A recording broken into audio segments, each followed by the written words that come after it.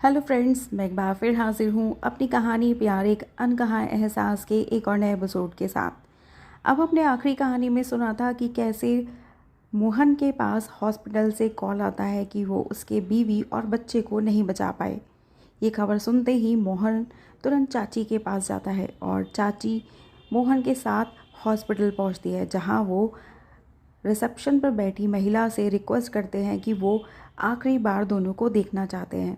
जबकि महिला वो ये साफ मना कर देती है कि हमारे रूल्स के अगेंस्ट है, मैं आपको नहीं मिलवा सकती, लेकिन आप उन्हें दूर से देख सकते हैं। बहुत मिन्नत करने के बाद वो लेडी मान जाती है और कहती है कि आप उन्हें दूर से ही देख पाएंगे, पास आप नहीं जा पाएंगे। और मोहन इस बात पर राज़ी हो जाता है। चलिए आइए आगे सुनते हैं, क्या राधा का राज खुल पाएगा? क्या मोहन आखिरी बार अपनी बीवी और बच्चे से मिल पाएगा या नहीं? चलिए सुनते हैं आगे की कहानी। मोहन रोते हुए बोलता है, ठीक है, आप जहाँ और जिससे बात करनी है कीजिए, मुझे मेरी बीवी और बच्चे से मिलवाइए।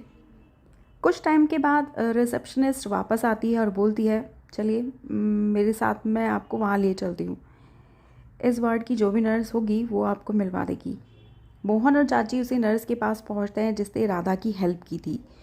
मोहन घबराई हुई आवाज़ से, नर्स राधा। नर्स कड़क सी आवाज़ में मोहन से बोलती है, आप कौन? मोहन फिर वही घबराई आवाज़ में बोलता है, मैं राधा का पति।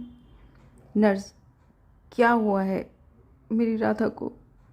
नर्स फिर वही कड़क सी आवाज़ में मोहन से बोलती है, कि बच्चे के जन्म के समय वो काफ़ी कमज़ोर हो गई थी। तो आप तो जानते ही हैं कि मानसिक तौर से वो काफ़ी कमज़ोर थी और काफ़ी अजीब सी हरकतें करने लगी थी। सो डिलीवरी के टाइम हम दोनों को ही नहीं बचा सके। मोहन रोते हुए नर्स से कहता है, ऐसे कैसे हो गया? ऐसा हो ही नहीं सकता। डॉक्टर सुधीर तो उसका पूरा ध्यान रख रहे थे। खुद मैंने डॉक्टर की रिपोर्ट चेक की है कि बेबी और माँ दोनों काफ़ी अच्छे और हेल्दी थे और राधा की मेंटल कंडीशन सही होने लग गई थी। फिर ये अचानक कैसे हो गया? कैसी अजीब बात है ना कि हम लोगों का जीवन भी एक मिस्ट्री की तरह है। कब क्या हो जाए कुछ नहीं पता। उसी तरह राधा और मोहन के जीवन में कुछ ना कुछ मिस्ट्री निकलने लगी थी। मोहन को अभी तक ये कंफर्म नहीं हुआ था कि राधा जिंदा है या मर गई, क्योंकि उसके दिल की एक आवाज़ आज भी उसको यही बोल रही थी कि उसका प्यार आज भी जिंदा है। और वो ये बात मानने को तैयार ही नहीं था कि राधा उससे कहीं दूर जा चुकी है। और हो भी क्यों ना, भले ही इनकी अरेंज मैरिज थी, लेकिन प्यार तो ऐसा था जैसे मानो लव मैरिज हो। कभी तो इतना सन्नाटा जैसे एक दूसरे को जानते ही ना हो, और कभी तो इतना प्यार कि मानो जैसे कई जन्मों का बंधन हो।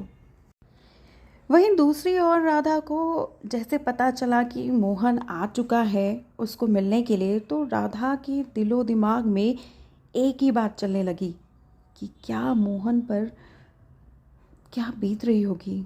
पता नहीं उसका क्या हाल हो रहा होगा ये जानने के बाद कि उसकी राधा नहीं रही। दोनों मन ही मन एक दूसरे का सोच सोच कर दुखी होने लगते हैं। और तभी वही नर्स मोहन को टोकते हुए बोलती है, चलो सर, जल्दी अंदर चलो, हमको और भी काम है और बॉडी को फिर पैक भी करवाना है। हम लोग किसी एक जन के लिए नहीं बैठे रहते यहाँ पे। अगर एक एक को ऐसे करने लग गए तो बस हमने तो कर ली ड्यूटी। मोहन घबराते हुए रोकर नर्स से पूछता है, क्या मैं आपसे एक बात पूछ सकता हूँ? नर्स भी विनम्रता से बोलती है, जी सर बोलिए, क्या पूछना है आपको? पर साहब थोड़ा जल्दी करना, आपके जैसे और भी लोग हैं ना, तो हमें उनको भी देखना पड़ता है। मेरी हमदर्दी है आपके साथ, पर आपके अकेले के लिए नहीं बैठी ना मैं यहाँ पे, और भी लोगों को देखना पड़ता है ना मैंने। तो प्लीज़ थोड़ा जल्दी पूछेगा। मोहन वही फिर आंसू अपनी आंखों से लिए नर्स को पूछता है कि जब राधा की डिलीवरी के लिए आए थे तो वो कुछ कह रही थी, कुछ बोल रही थी, मेरा मतलब मेरे बारे में कुछ कहा उसने?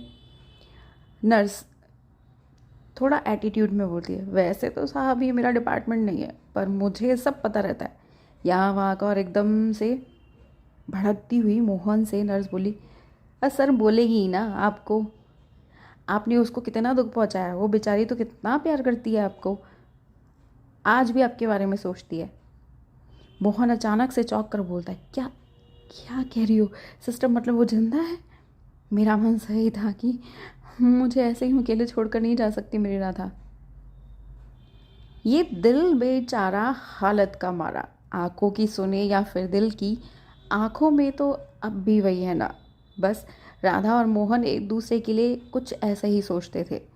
नर्स थोड़ा हड़बड़ा कर बात को संभालते हुए कहती है, नहीं सर, वो तो कब की निकल गई। ये मेरा मतलब, मेरे बोलने का तरीका ही कुछ ऐसा है। क्या करे, आपका इसका कोई गलत मतलब मत निकालिएगा। उसकी हालत तो देखी ही नहीं जा रही थी, रोज़ आपको याद करती थी और फिर रोज़ देती थी कि क्या मोहन ने मेरे साथ ऐसा क्यों किया। बस लगता था जैसे उसने हालात के साथ समझौता कर लिया था, और देखो ना, ज़िंदगी ने उसके साथ समझौता कर लिया। वो उसको देख के लगता ही नहीं था कि वो जिंदा भी रहना चाहती है। अब नर्स थोड़ा और अकड़ कर बोलती है मोहन से, सर अगर आपको इतना बुरा लगे तो एक फ्री की एडवाइस देना चाहेगी मैं, कि आपने ये सब ठीक नहीं किया अपने बीवी और बच्चों के साथ। अगर आप उसको समझते हुए होते ना, तो आज वो दोनों लोग जिंदा होते। तभी अचानक चाची चिढ़कर ज़ोर से बोलती है, चलो चलो, जिस काम के लिए बुलाया है वही करो, फालतू की बकवास मत करो। और जब ज़रूरत होगी तुम्हारी एडवाइस की तो वो भी ले लेंगे।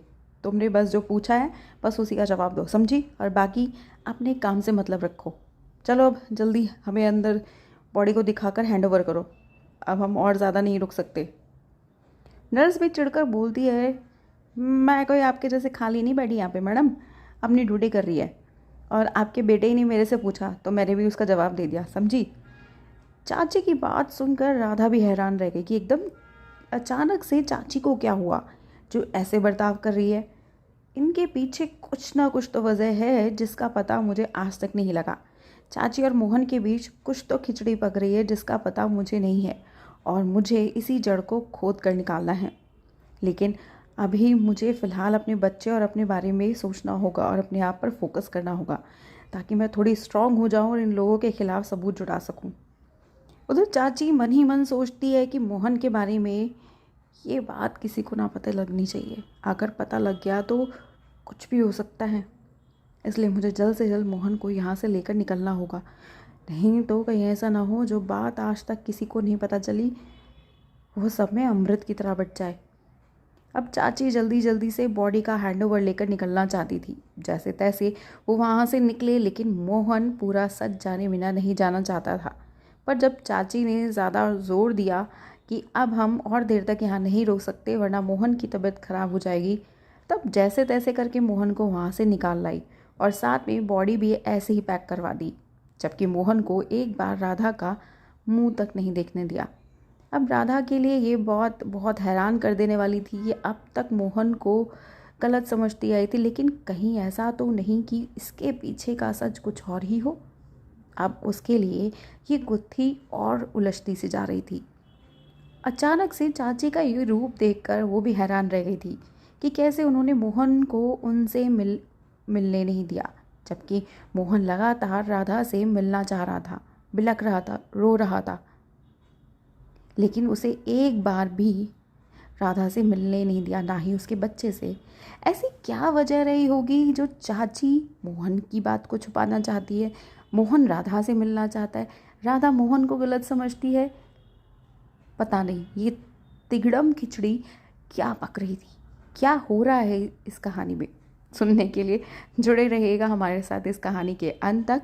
अब सुनते हैं लेखक के कलम से प्यार। जिंदगी तो जी रहे थे और आज भी जी रहे हैं, जैसे मानो आंखें देखना भूल गई हो रंगों को, वैसे दिल भी भूल सा गया हो धड़कनों को, ऐसे फूलों की खुशबू भी कहीं खो गई हो, जैसे हम भी अपनी ज़िंदगी से दूर हो गए हैं वैसे।